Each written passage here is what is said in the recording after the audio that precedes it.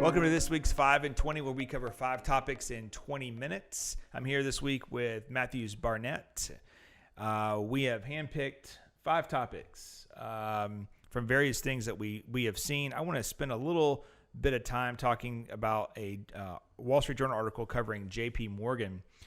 They are in a government-backed program to issue more credit card debt to people who otherwise wouldn't have the opportunity to create credit card debt.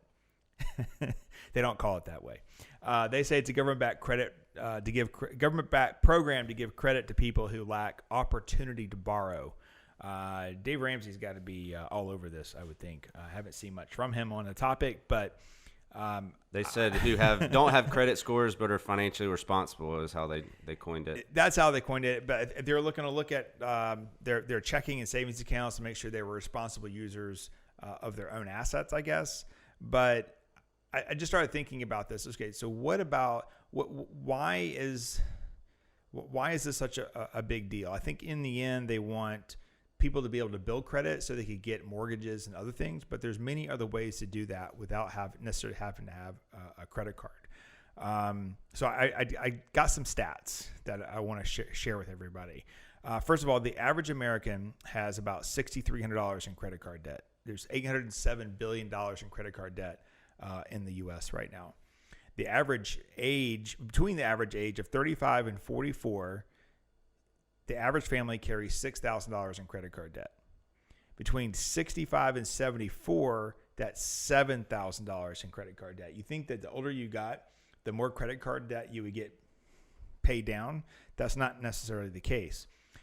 If you look at people's income, so you think, man, this person only makes $35,000 a year. They're probably going to carry some credit card debt. Yes.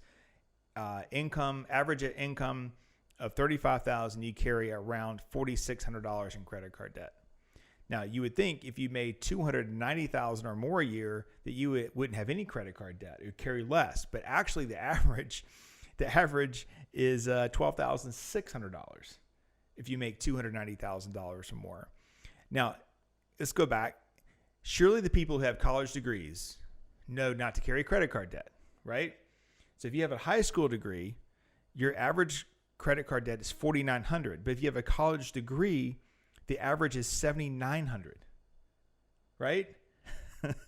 So then we break it down by race.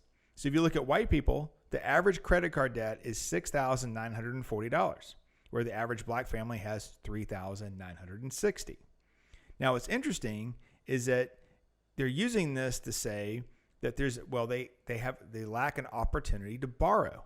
But actually, I look at this is they lack the opportunity to make bad decisions. It's how I see it. Because average interest rate on these credit cards nationally is 16.15%. So here comes JP Morgan talking about equality and how they're going to save minorities and allow them to have equal opportunity to debt. But in the end, they're making 16% on this program, assuming their credit cards are at the average rate. So I think the solution across all race is to look at responsible use of money. And really, we should be issuing programs to teach people how to use and how to budget, how to use what credit they do have going forward. Now, if you're in a situation where you have no credit, there's other ways to do that. You save your own money. You put it down at the bank as a secured card, or you could do a CD. You could buy a CD and then get like a collateralized loan. So if you put $5,000 into a CD, you go to the bank and say, I need a loan for $5,000, and you can start building credit that way. But in that case, the bank doesn't make near as much money as 16%. So anyway, I just saw through this article is a real kind of symbolizes the real problem with money and very, very high interest rates. So they hadn't specifically come out exactly with what this program is, so it might not be the 16.5. They might have some other rates that they're providing for them. But the whole point of it is they're saying that over 53 million Americans don't have credit scores. So they're trying to provide more opportunities for those underserved communities But just hopefully they go about this the right way, and it's not some type of predatory lending type deal.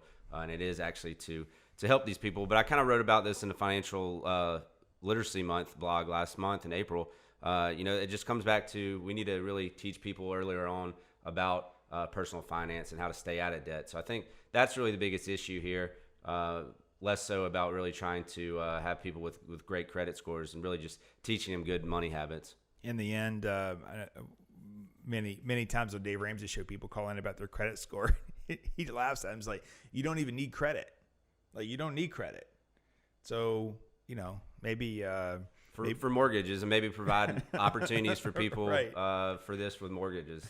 But yeah, credit cards, I don't know if this is really the solution. Pay cash for the car, pay cash for the or don't buy it. But yeah, I can see the mortgages being an issue, but then there's first-time home buyer programs though, and those people generally have very low or no credit, right? So there's all types of programs that I think that are available out there. I don't know. I just kind of saw right through this, and they even talk about in the article that JP Morgan is pioneering this with the government, but other banks are reluctant to join.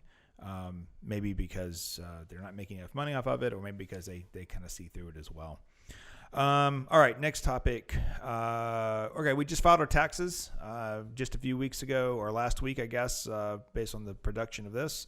Let's talk a little bit about some definitions that people may or may not know. Marginal tax rates. I thought this article was interesting. They just went all the way down and talked about all the stuff that people ask us. Yeah, just simplified it. We should have printed it. Do you know what a marginal tax rate is? So the marginal tax rate is the rate paid on each additional dollar above a particular threshold.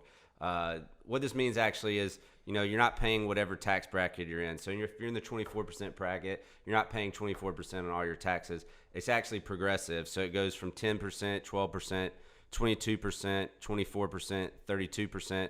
The larger one there is 35%, and then the highest income bracket currently that's slated to increase possibly is 37%. So you're paying along each additional income in those brackets. You're not paying that set bracket that you're in, which I think a lot of people get confused about. Yeah, so even if you paid 37% on the top end, your marginal could still be 25%. Right. Across the tax spectrum. Let's talk a little bit about tax credits versus tax deductions. I think a lot of people get confused with that. Yeah, so a deduction would be something above the line deduction where you'd be able to reduce the amount subject to income. Certainly, they changed it with the income, with the tax code recently. So they doubled the standard deduction. So a lot of people, whether it be individuals or married couples, have the doubled standard deduction. So a lot of clients aren't even itemizing anymore. Itemizing would be for state and local taxes, mortgage interest, medical expenses above 10% of adjusted gross income. So a lot are also charitable donations. So there are a lot of ways to reduce the amount that you're taxed on. But a lot of people with the recent increase are really just taking the standard deductions for now. They talk about the definition of payroll taxes. Most people don't realize that 6.2% of payroll tax is actually related to Social Security, and then 1.45% is related to Medicare, which comes out of all of our paychecks up to a certain point for Social Security. Let's talk a little bit about taxes on investment. So you think about unrealized versus realized gains. What's the difference between an unrealized gain and a realized gain? So a realized gain would be when you actually took the profit on that, where you maybe sold the stock or something. We talk about this a lot actually when clients, when the market has a pullback, they're not actually realizing that loss or realizing other gains until they actually sell. So that's an important aspect to that right now.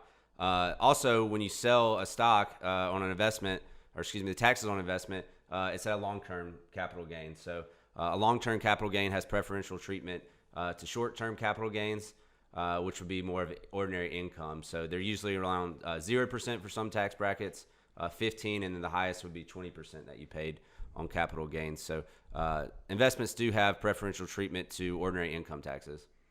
Let's talk a little bit about, and this will be the last one on our list here. We talk about step up in bases. I think this is something that will show up in the news as we start debating a new tax code for the U.S. either this year or going into next year. When you have a step up in basis, what that means is you have an investment. It could be real estate, it could be stocks, but in the end, let's say you pass away and you leave that to your children. If you paid $10 for it, it's now worth $20. You pass away, they get a cost basis, which should be a long-term cost basis if you held it over a year period. They get a cost basis of the date of your death. So if you paid 10, you die, the basis is now 20. Your children or your beneficiaries go to sell that asset. Their basis would be 20. So if they sell it for 20, then there's no tax. If they sell it for 21, they pay tax on the $1 in gain since the date of your death. That's something that has been on many lists of potentially going away, but there's no definite answer to that at this point. But you should understand that a step up in basis is one of the best ways to pass on wealth. It's not to give it before you pass away, but wait till after in many cases. Let's talk a little bit about this is a little less serious topic. I was just flipping through the journal one day and last week, and I saw bald eagles and your pets, and there was this beautiful picture of this soaring bald eagle up at Berry College up in Rome, Georgia. An eagle actually took a nest in a tree within a few hundred yards of where they were going to build a new football field, and we learned a lot about how many rights the eagles have. No one can move it. Like if you disturb that nest, someone's going to go to jail. So they ended up having to move the football field far away to the left of their original spot, which looks great now. But they put multiple cameras up there. They came the Eagle Cam. For a long time, everyone was all the classrooms in Georgia were like live streaming these eagles up at Berry College. It became kind of a landmark. Kind of help. They were already on the map, but it helped them put on the map even further. Well, now I read this article, and people in Alaska are evidently having to put these outfits on their pets. It's on my screen here. I can't show it to you, but it's like all these spikes because these small pets, these eagles, are swooping in and can pick them up. They can pick up like a 12-pound salmon? I think it's 15-pound 15-pound salmon. There's a small dog on here. It's got spikes and Kevlar jackets is what they're selling. Right. I just thought that was interesting. We had 2020, had COVID, and it was a bad year for a lot of people, just more emotionally for most people. Maybe not ended up being not as bad financially for at least many of our clients, but now in 2021 we find out that the bald eagle is eating our pets. Yeah, I mean, I was worried about that. I've got a small dog. When he was a puppy, he was a lot smaller, and he ended up filling out, so I wasn't worried about that as much. But there used to be some hawks around our neighborhood, and that was kind of scary enough. But yeah, it was interesting that 72,000 bald eagles, according to the U.S. Fish and Wildlife Department, in 2009.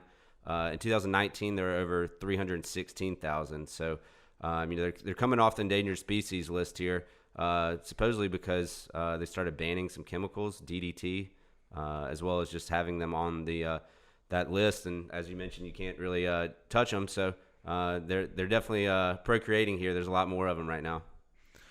Let's move on to Bitcoin versus Musk. I saw this text or alert come across my phone. It says Musk will no longer, or Tesla will no longer accept Bitcoin for a form of payment because Bitcoin is now obviously deemed a dirty currency, meaning that it takes so much energy to mine and trade Bitcoin that is disturbing the world's energy sources, which I thought was interesting. First of all, did he not know this before he bought $1.5 billion just a few months ago?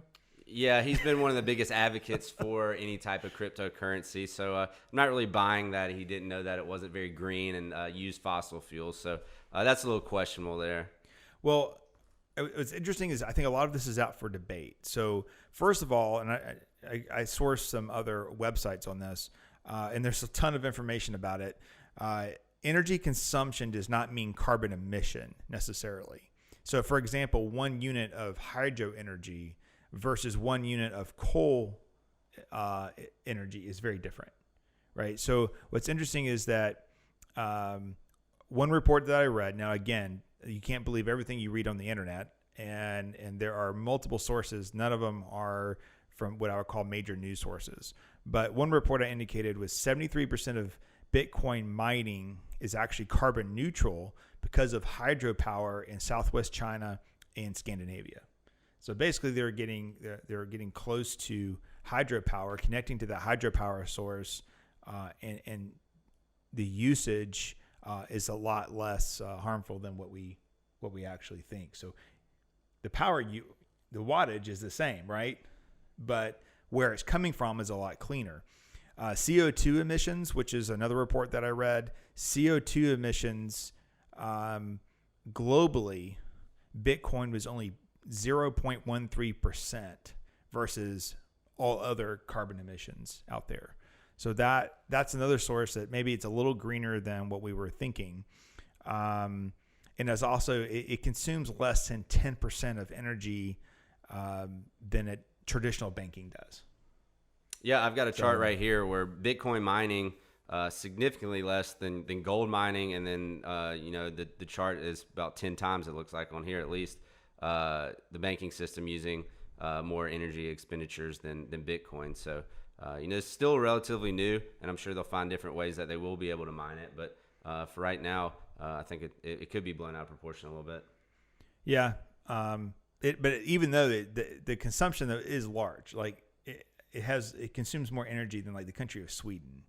So maybe they just don't use a whole lot of energy in Sweden. I don't know. A clean country there. It is a clean country. That's true. But again, if you judge it based on CO2 emissions, the scale looks very different. So maybe we know more than Musk. Maybe that's a possibility. Doubtful, but the fact that I had that was the issue here is, he's building the battery, off the grid battery, so he knows a lot about energy consumption and off the grid type deals. So I still find that hard to believe that he doesn't know what's burning fossil fuels and what's not, because he probably knows what goes in these batteries, and that's going to be mining fossil fuels as well. True. All right, last one. We're going to cover.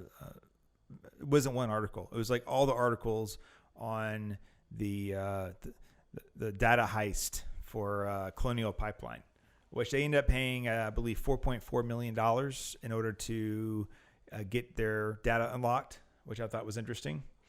And then the people who did it, the dark side, are now saying that they're going to shut down. I guess $4.4 million was enough for them to split the earnings and scatter. They were one of very many. I think they said they made over 90 million over these some of these transactions through various wallets. So what they do is they go in different countries or even different municipalities, and they apply these ransomwares that basically encrypt systems and shut them down until they pay through Bitcoin transactions in order to release it. So 4 million or whatever it was is not huge compared to what they actually make in all these transactions. But it was pretty interesting, the fact that they targeted the Colonial Pipeline. That's over 2.5 million barrels a day transact over the East Coast in this. So that was a big deal to have that shut down for a few days. Yeah, most of the gas stations that I've seen near me all have gas again. But what I find interesting is, if the Department of Defense can get hacked, which has happened several times, that's a big deal. Anybody can get hacked, really. So here we are. They get their data, basically a lock. It's kind of like showing up at your car and then a boot's on it, and you can't move your car until you pay somebody. That's exactly what's happened with the Colonial Pipeline. What are U.S. companies doing to prevent this from happening again in the future? Because it's one thing if you have the Department of Defense that gets hacked. We don't see the results of that. We don't feel the consequences of that maybe for years. Obviously, China has a lot of cool technology and cool toys now because of that hacking, but which could be dangerous to us if there were a war. But now all of a sudden we can't get gas. That's a bigger deal. That's all people filling up buckets of gas at the gas station. It's yeah, ridiculous. buckets of gas. I did pay over $4, so it affected you up front. Unfortunately, I had to go get gas. Otherwise, I would have tried to wait. But it's a big difference, and it can make a huge deal when they start locking down. It happened in Atlanta not too long ago, actually. That was on the news briefly. But there were over 400 of these, according to a study I saw last year. So they're becoming a lot more frequent, which is a little scary. I know Biden actually just signed some executive order recently because of this in order to prop up our cyber terrorism attacks and really prevent this from continuing to happen.